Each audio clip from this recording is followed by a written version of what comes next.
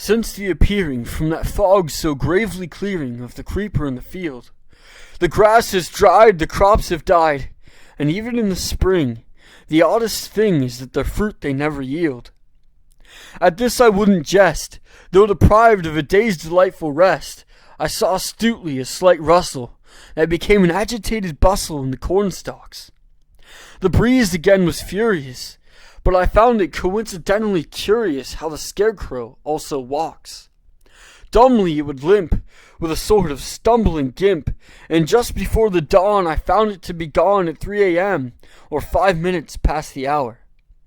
In that time it leaned and lurched as it tenaciously searched for something to devour. It would eat bats, even mice and rats, but its favorite were the crows.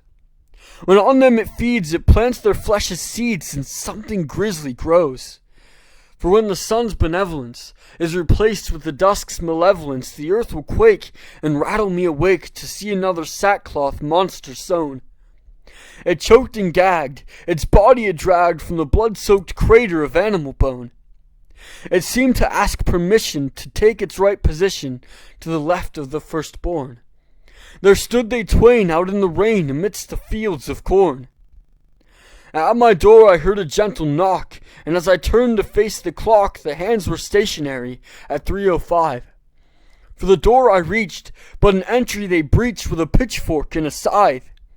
They began to raise their instruments of reaping. Just as sunlight leaped from sleeping and shone through the passageway, they let out a final hiss at the sunlight's warming kiss. Then lifeless and still they'd lay. Years later, when the memory was all but forgotten, the scent of pumpkin, sweet and rotten, hung as the wind chimes rung softly in the air.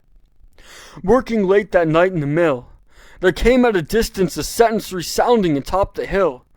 It's the season of the witch. I turned to see rows upon rows of these sickly scarecrows, all wearing the countenance of a lich, and witnessed this event horrific, which couldn't be explained by any mind notably scientific, but mine, I assure you, was sober.